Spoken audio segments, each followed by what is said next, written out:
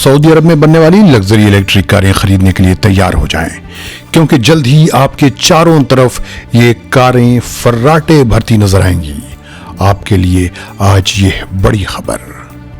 साथ ही दूसरी खबरों के साथ ये भी बताएंगे कि सऊदी अरब में जेल काटकर भारत वापस पधारने वाले हैं उत्तर प्रदेश और बिहार के नफरती योद्धा। उनका स्वागत कैसे होगा?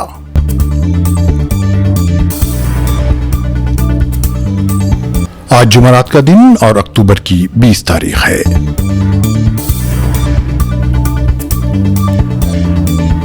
अरब देश के सुनने वालों को फैजुल हक का सलाम।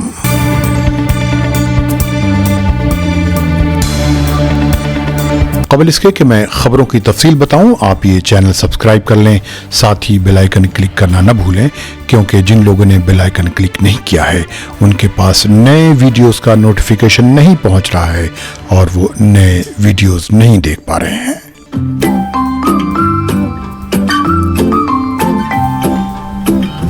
रूस और तुर्की ने दो तरफा बातचीत शुरू की है, जिसका मकसद नॉर्थ तुर्की में एक न्यूक्लियर पावर प्लांट कायम करना है।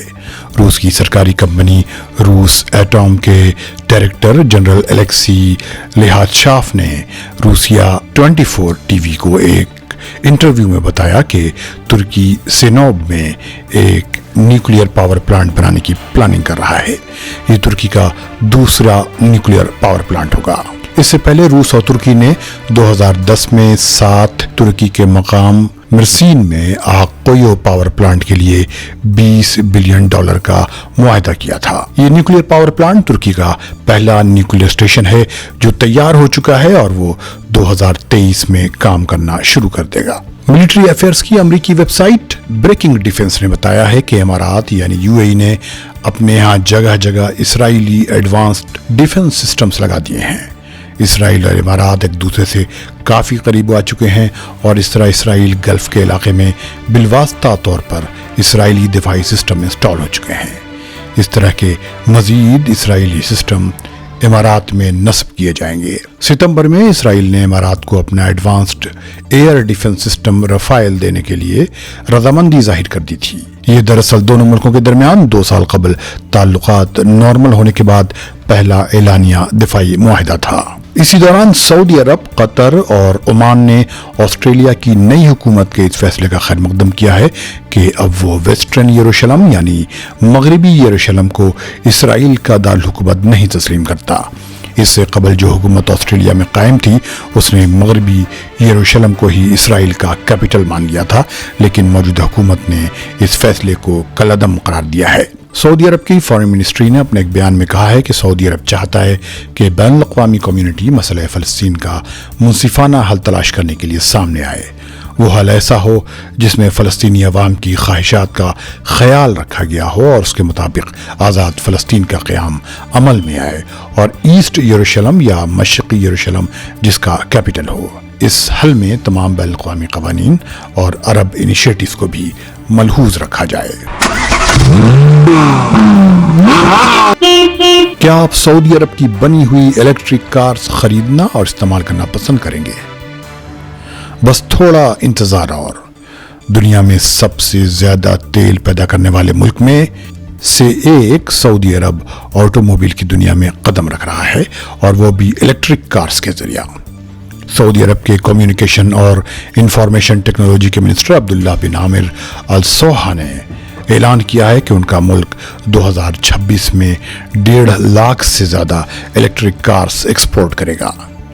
उन्होंने मुल्क की इंडस्ट्रियल स्ट्रेटजी पर एक प्रेस कॉन्फ्रेंस से खिताब करते हुए कहा कि सऊदी अरब इस स्ट्रेटजी के तहत पार्टनरशिप और डेवलपमेंट पर भरपूर तवज्जो दे रहा है। इससे एक महीना पहले मुल्क के इन्वेस्टमेंट मिनिस्टर खालिद अल फालेह ने कहा था कि सऊदी अरब चाहता है कि उनके यहाँ जितनी भी कारें हैं उनमें से ज़्यादा इलेक्ट्रिक कारें हो जाएं और उसके लिए उनका मुल्क ग्रीन हाइड्रोजन में सरमायाकारी पर तवज्जो दे रहा है। इसी साल मई के आखिर में इलेक्ट्रिक कार बनाने वाली कंपनी ल्यूसिड मोटर्स ने सऊदी अरब में एक एडवांस्ड कारखाना लगाने का काम शुरू किया है, जिसकी सालाना प्रोडक्शन कैपेसिटी 1,55,000 कार बताई जा रही है। इस कारखाने पर $12 बिलियन ریال یعنی $3 بلین سے زیادہ خرچ کیے جا رہے ہیں۔ یہ کارخانہ سعودی عرب کے کار کے 3 کارخانوں میں سے ایک ہوگا۔ نیوز ایجنسی بلومبرگ نے مئی کے مہینے میں بتایا تھا کہ سعودی عرب لوسیڈ گروپ کی مدد سے لگژری الیکٹرک کاروں کی مینوفیکچرنگ کا دنیا کا بڑا مرکز بننے جا رہا ہے۔ سعودی عرب 2030 تک سالانہ 3 لاکھ کاریں بنانا چاہتا ہے۔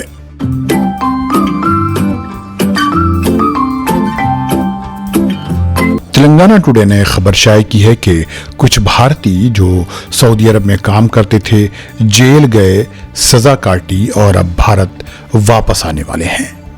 یہ دراصل نفرتی یودھا ہیں جو سوشل میڈیا پر مذہبی منافرت یا دھارمک عنوانات پیدا کرنے کے الزام میں سعودی عرب میں گرفتار کیے گئے تھے۔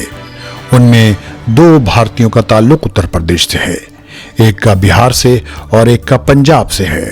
ان سب کی عمر 30 سال سے کم ہے۔ وہ سعودی عرب کے اسیر علاقے میں کام کر رہے تھے۔ ان میں سے 3 نے مل کر نفرت آمیز نازیبا باتیں کی تھیں اور ایک نے ان کا ویڈیو ریکارڈ کیا تھا۔ بعد میں یہ ویڈیو سوشل میڈیا پر وائرل ہوا، جس کے بعد سعودی پولیس حرکت میں آ گئی اور انہیں گرفتار کر لیا گیا۔ عدالت نے انہیں 5 مہینے 5 دن جیل کی سزا سنائی اور 1000 ریال جرمانہ کیا۔ یہ سب دسمبر 2021 میں جیل گئے، لیکن چونکہ ان کے پاس جرمانہ ادا کرنے کا پیسہ نہیں تھا، یعنی صرف 20,000 روپے نہیں تھے، اس لیے وہ جرمانہ ادا نہیں کر پائے۔ انہیں تھوڑے دن اور جیل میں گزارنے پڑے۔ اس اخبار نے سورسز کے حوالے سے کہا ہے کہ لوکل سعودی افسران نے عدالت کو بتایا کہ ان کی مالی حالت اچھی نہیں ہے، اس لیے اس سزا کو معاف کر دیا گیا اور کچھ دن اور انہیں جیل میں گزارنے پڑے۔ بھارت میں جب سے ہندوتوا وادیوں نے نفرت کا کاروبار گرم کیا ہے، ملک سے باہر رہنے والے جو عیش و آرام کی زندگی گزارتے رہے ہیں، سوشل میڈیا پر نفرت کے یودھا بن کر ابھرے ہیں۔ لیکن اب سعودی عرب کے بشمول کئی عرب ملکوں میں اس کے خلاف کارروائیاں ہو رہی ہیں۔ بتایا جاتا ہے کہ کئی لوگ اب تک گرفتار ہو چکے ہیں، اس لیے کہ سعودی اور دوسری گلف اتھارٹیز کا کہنا ہے کہ ان ملکوں کا قانون اس طرح کی حرکتیں کرنے کی اجازت نہیں دیتا اور ایسی سرگرمیوں میں ملوث ہونے والوں کو 5 سال کی سزا اور 30 لاکھ ریال تک جرمانہ ہو سکتا ہے۔ بہرحال اب یہ یودھا بھارت آنے والے ہیں۔ امید ہے ان کے خاندان، پریوار پھولوں کی مالا لے کر ان کا استقبال کریں گے، جن کے پاس جرمانہ دینے کے لیے 20,000 روپے بھی نہیں بچے تھے، کیونکہ وہ وہاں رہ کر بھارت میں اپنے خاندان کا پیٹ پال رہے تھے اور ان کو اچھی زندگی دینے کی کوشش کر رہے تھے۔ ہاں، آخر میں یہ بھی درخواست کہ اگر یہ بلیٹن پسند آئے تو لائک ضرور کریں اور چاہیں تو کمنٹ بھی۔ ملتے ہیں اگلے بلیٹن میں۔ خدا حافظ۔